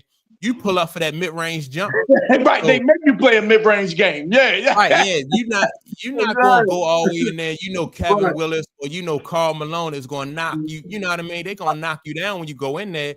So now you working the ball around the court until you get a good mid-range shot, whereas though, or you create a lane, back door, something like that. So it's a strategy to it. The strategy has been taken out of it, right? And so there's a lot of one-on-one ball too, man. And I know it might be a little disingenuous to say he created it, but that James Harden ball, where the dude and out top, and dribble. You know what I'm saying? I don't want to say he created that, but you know what I'm saying? I didn't like that either. I didn't like that type of. And it's hard to develop a chemistry when you got a guy dribbling the ball for 18 out of 24 seconds. You know what I mean? Like people moving around. And see, it don't work. To cut you off, that's why the NCAA, they still got that 5-second rule. You know what I'm saying? They still got that 5 seconds. The ball has to move. You just can't sit out there like that and dribble. Yeah, the ball got to move. Yeah.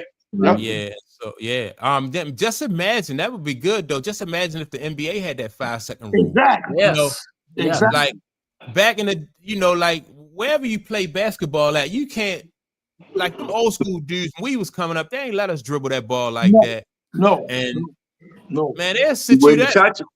You wouldn't touch it no more. You wouldn't even get to play. You wouldn't get to play. Yeah. You can't get out there doing all that dribble.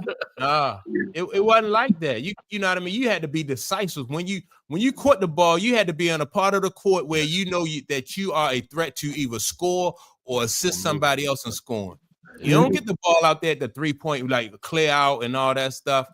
I remember it was a big deal. Remember when Karl Malone tried to set a pick for Kobe Bryant when Kobe was a rookie, and Kobe waved him off. That was, he caught a lot of flack for that, for waving off Karl Malone.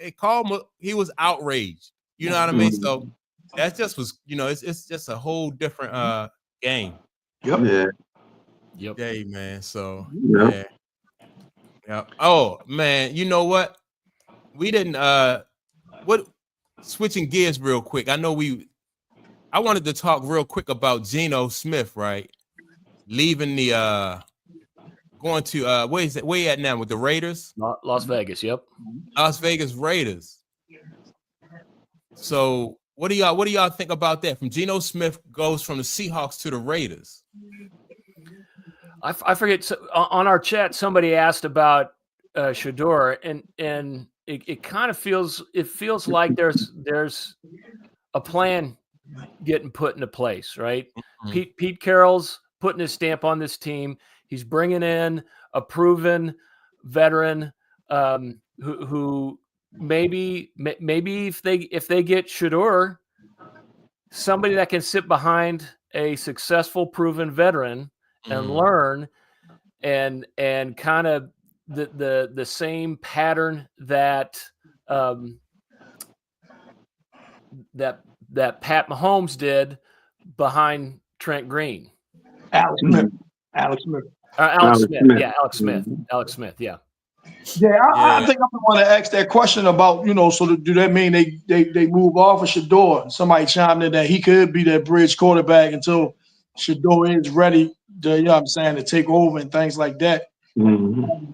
And I think Pete Carroll had a lot to do with that move. Bringing a quarterback in who's a solid vet, probably going to know the offense that Pete Carroll's going to run. Yep. You know what I'm saying? So that's going to help. So, I like Geno. You know what I'm saying? He's a solid quarterback. Like Jim just said, he's a solid vet. So, they say him and Seattle couldn't get on the same page as far as the deal, so they traded him. Yeah, they say they couldn't get on the same page. I don't know, what the numbers were. I don't know if it was money or years or both. I don't know. You know what I'm saying? But so that, the Raiders do have a void at that position right now. They do have a void. Yeah. So. Yeah, so do y'all think that, I don't know what Geno Smith was asking for, but do y'all think like Geno Smith was like he had enough leverage to be asking for like a big payday? If you're the starting quarterback, you got leverage. Especially if they don't have another option. Yeah. I was about to say that, Clayton. But like I say, I don't know what he was asking for. You know what I'm saying? I don't know if it was years or money or both, but he had leverage. Leverage. Now, apparently not as much as he thought. You know what I'm saying? Apparently not as much as he thought, but he has some leverage. Just not as much as he turned out. You know what I think what you go ahead, Clay. That's the hardest position on the team to solidify. So when you got one, regardless of where he ranks, and you win games with him, he got some leverage. And let me say this though. Go ahead, Jim. No, I was just gonna say there was no way Pete Carroll was gonna ride with Gardner Minshew. No, that makes sense. Yeah, but look, I think even though Geno Smith had he had some success, you know what I mean. It seemed like he had turned his career around like in the last few years. I still don't feel like Geno Smith around the league or the perception like he got the respect that that he should get though. What do y'all think? Like almost like he still was underrated, even though he had he kind of resurrected his career. He definitely resurrected his career. I think he's been getting respect in the last few years. I think a lot of people have been acknowledging how well he's been since he got up out. What was he at New York? People can see that he can play. Yeah, he can play. So I think he's been getting his just due because I don't think he need to be getting all-star and top five, none of that. But I think people are acknowledging because they gave him a 2-year deal and he got a good contract, didn't he? Didn't he get like $40 million or something a year? Oh, yeah, he got something like that. He got decent money, but he's a middle of the pack quarterback. Middle of the pack quarterback. Now maybe he thought, because like Clayton say, maybe he thought his bargaining position was a lot more than what it turned out to be. But you can't follow him. But you can't follow him for that. They were fringes of a playoff berth. You know what I'm saying? Up until the last couple weeks of the season. So, I'm listening, man. But it's just going to be interesting because I do look at him. Not the answer for Oakland, for the Raiders, not necessarily the answer, but he could be that bridge that they need. If they draft a young quarterback like a Shador coming out, he could be that bridge. But you don't see. We was talking about quarterbacks. Me and a friend of mine, we was talking about quarterbacks in the Colts. We was talking about him with the guy Richardson up there, right? They might be ready to move on from him. Yeah. Yeah, they might be ready to move on from him, and they might be in the quarterback market as well. So I think they give it one more season, but I just got this feeling he's not gonna pan out. Yeah. I mean, he's raw, man, and he's raw, and this completion percentage is way down. Even at Florida, man, I think his completion percentage was around like 55% or something. It really wasn't.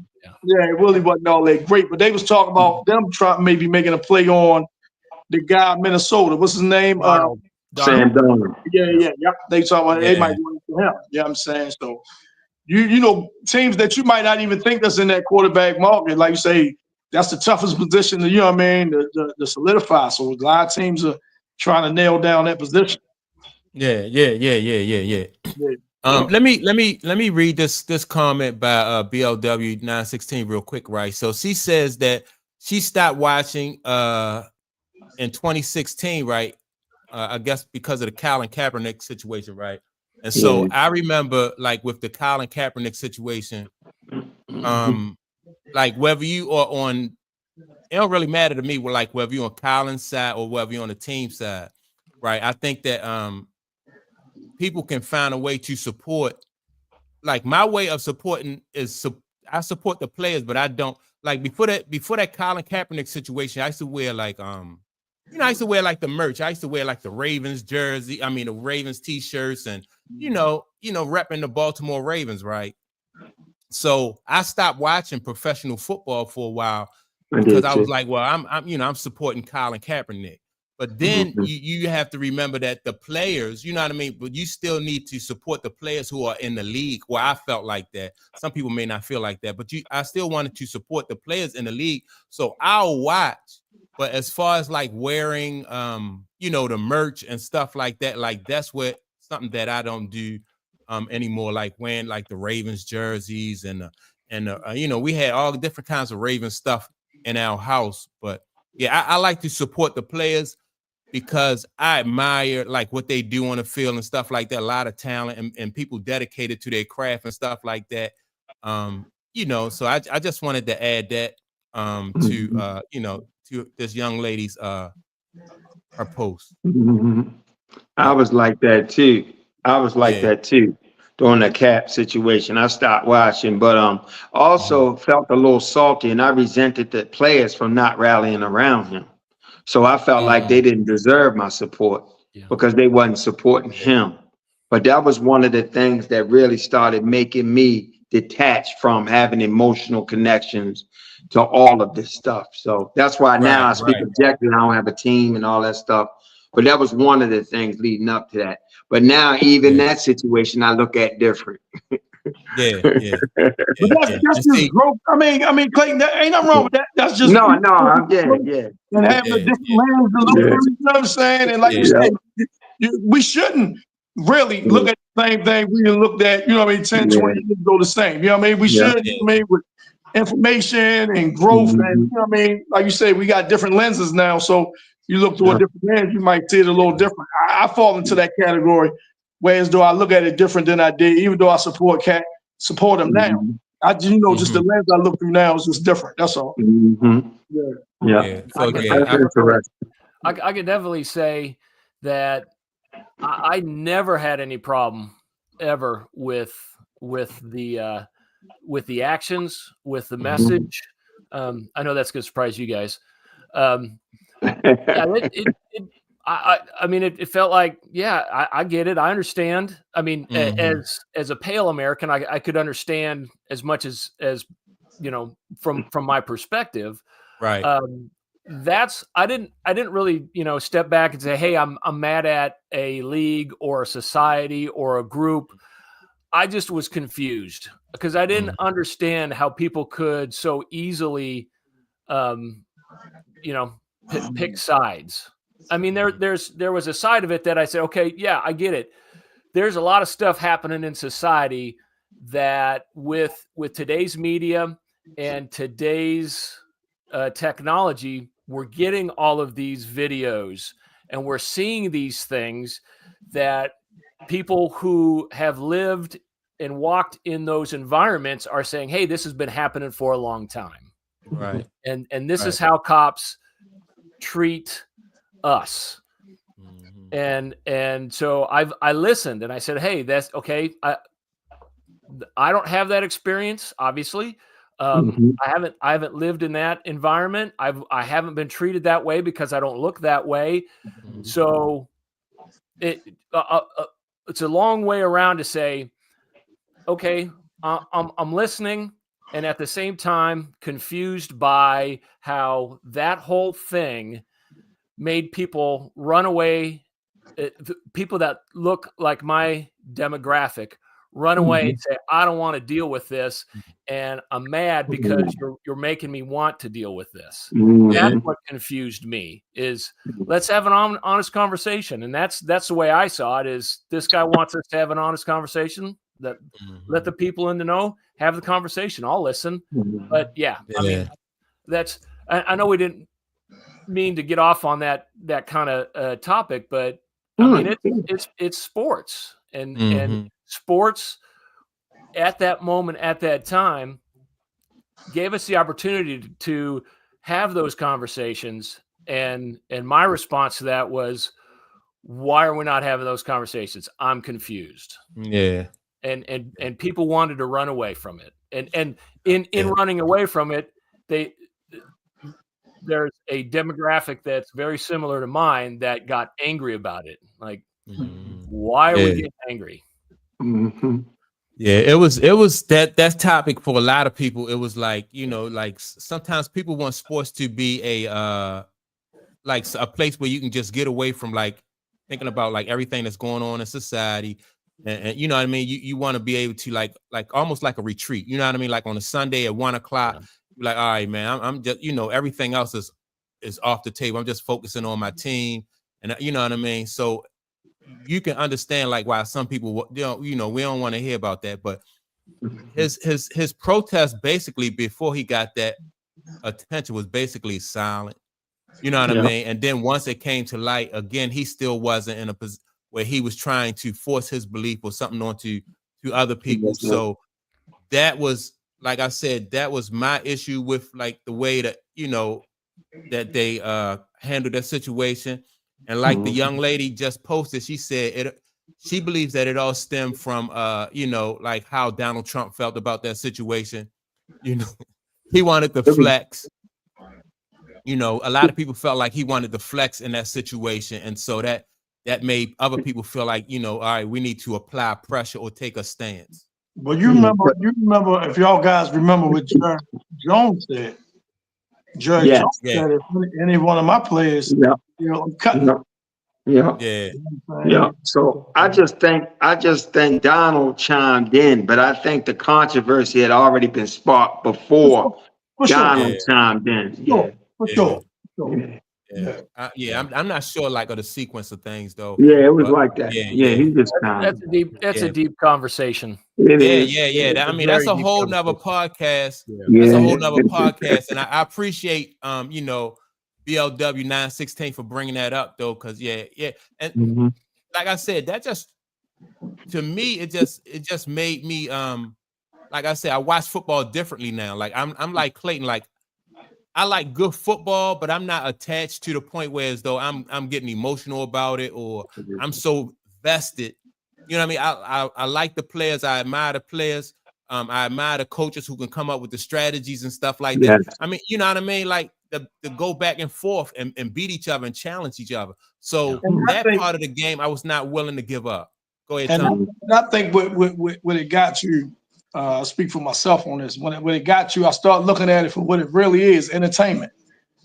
You know what I mean? And I just start looking at, and I think I'm to the age now, I look at all sports like that, man. When we were younger, we had a vested, oh man, that's my team. When they lose, we get mad and all that. You know what I mean? Now, like, man, look forward to entertainment, man. And that's why I don't watch the NBA because I'm not being entertained by it. That's not a good right. product. Exactly. And that's what it. Like you said, that's a great point. And so, like, like Clayton talked last week.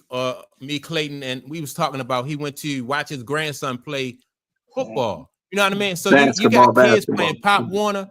Oh, I'm sorry. Yeah, but when you watch kids and they have their heart and soul and they competing, you know what I mean? So when you see them competing like that, you can get that same type of enjoyment out of Pop Warner or AAU that you can the NFL or the NBA. You can get that same type of enjoyment, you know what I mean? Because once you got that organic kids competing like that organically, it's the same thing.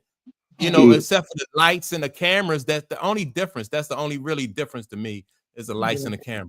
And speaking of that word entertainment, Tom, to bring it all back full circle, your teams that's leading, the Cavs, the OKC, they not entertaining. That's why they not being talked about. Yeah. Yeah. Well, who's entertaining? You know, Golden State, the Lakers.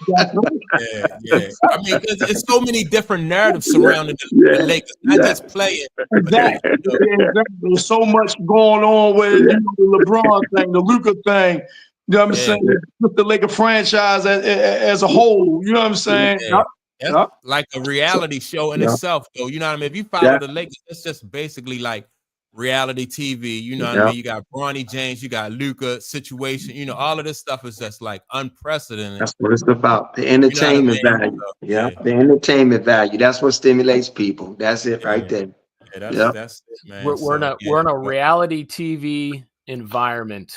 And sports is trying to adapt to that type of And so go ahead. But do you think wisely so though? You think that's like wisely so? Do you think they're adapting to that environment? I mean, or they may not even have a choice. If you're back to what Clayton was saying, if the networks have done the research and the leagues have done the research, and that is what the majority of the public gets excited about, they're going to chase the money. Yeah,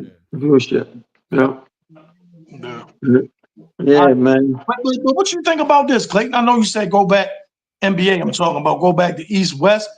I've been hearing a lot of people talk about go like U.S. players versus the international. Yeah. What do you think about that format? I don't know. I don't know. Like I said, I don't know if it'll work. Yeah, I don't know either.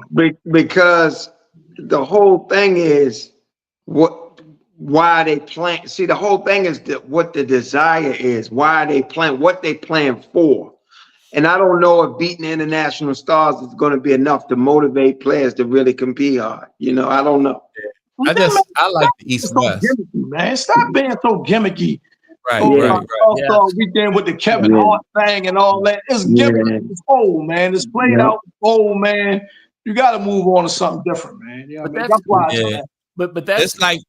Go ahead, Jim. No, I was just gonna say, but that's a sign that the product is lacking. That they have to dress it up in certain ways. That's right.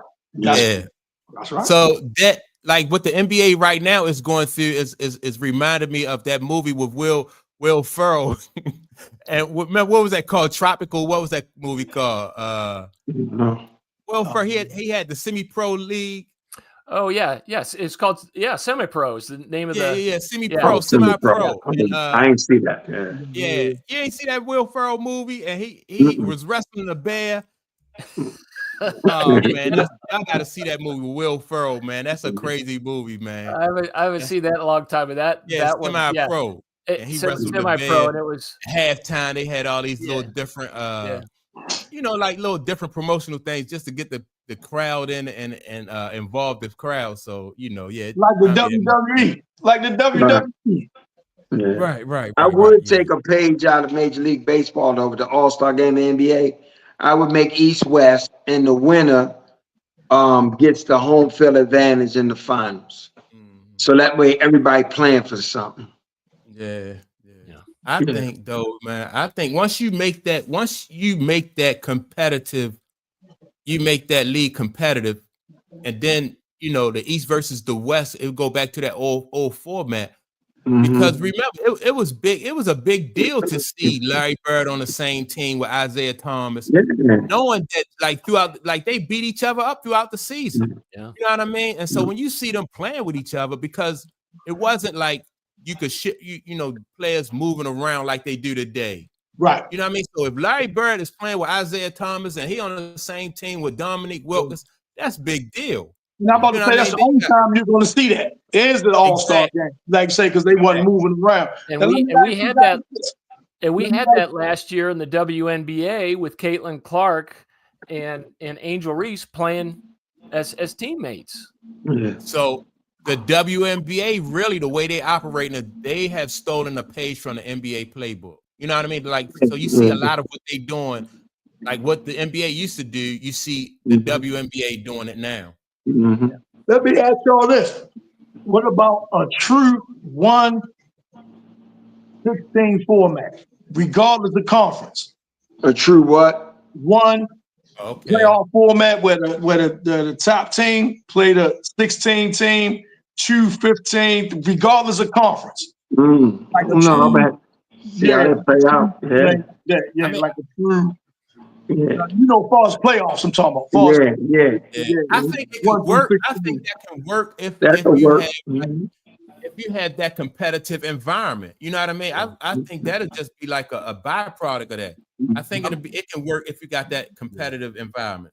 I'm not a fan. I like the gateway approach, right? The Bulls couldn't get through until they could get past the Pistons. Yeah. And knowing that, hey, next year we didn't do it this year. Next year, what do we have to do to get over that hump? This us, the old guard, that nostalgia. Yeah. You know what I mean? It's raining. But that did something for your franchise, for the players, for the narratives. It created heroes,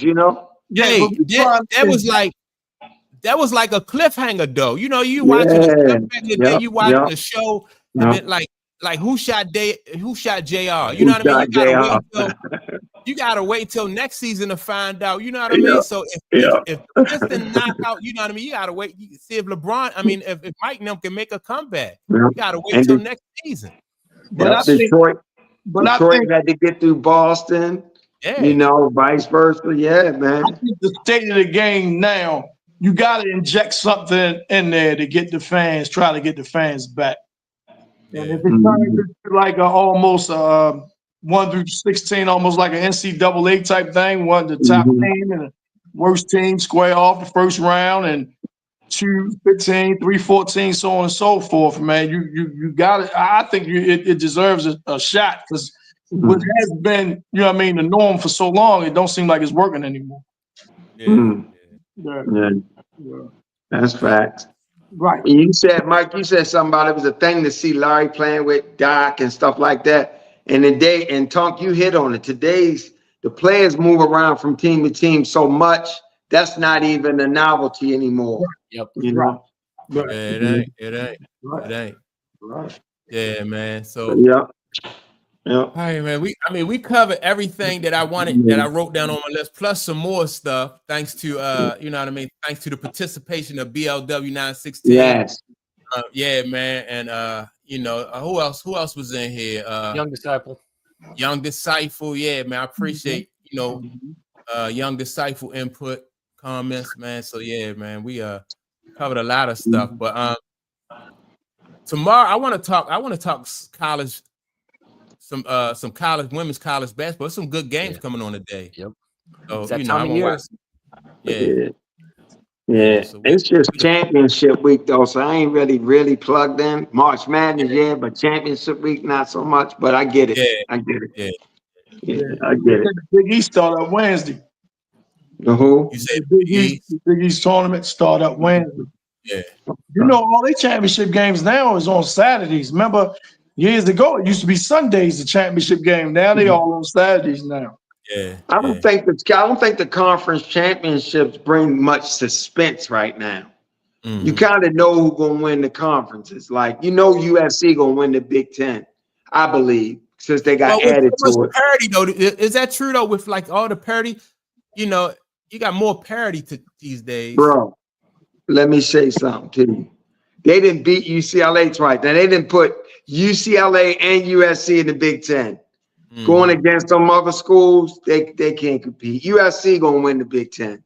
Then when you look at SEC, that's got a little bit more competitive nature because you got South Carolina, LSU, like all them teams. Auburn, yeah, Tennessee in that too, right? Yep. So that's got a little bit more suspense. So that'd probably be a good tournament to watch, the SEC tournament. ACC, I don't even know who in that no more. Yeah, I mean they got Louisville in the ACC. Yeah, now. Louisville. Hey, Syracuse, I think, is in the ACC now. Okay. I mean, you got teams who like Syracuse. That was the Big East, Syracuse and Georgetown, and St. John. What conference is Texas in? SEC. They just went to Now they might win the SEC tournament, Texas, if they haven't been knocked out yet. Yeah. SEC. That's also LSU too, though, right? Yes. Texas didn't beat South Carolina. They didn't beat some heavy hitters, bro. Yeah.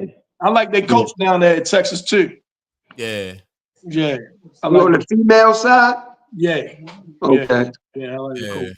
Yeah, the guy, he played good defense. He got good defensive scheme. I know you talking about, Tom. Yeah, I think Can't think of his name. I thought that was a sister down there. Not for Texas. It's a guy. I got the wrong team though. I thought maybe it's A&M. Maybe she got A&M. Okay. You sure is I thought it was a female too at Texas. No, it's a guy. It's a guy at Texas. All right. Yeah. But yeah, man. All right, fellas. Yeah, I'm on my old man ish nap time. That's what it is. That's what it is. Yes, sir. I see y'all guys, man. Respect. I appreciate y'all. See y'all. I'll talk to y'all tomorrow at 11. Okay. Sounds good. Yeah, I want to thank everybody who tuned in. Make sure to like and subscribe to the channel. Also, come back tomorrow at 11 a.m. Tomorrow, I think we'll mostly be focusing on women's college basketball, tournament and stuff like that. So make sure to tune in tomorrow at 11 a.m. With that being said, don't forget to like and subscribe, and also leave a comment, and we will check y'all out tomorrow morning. Peace.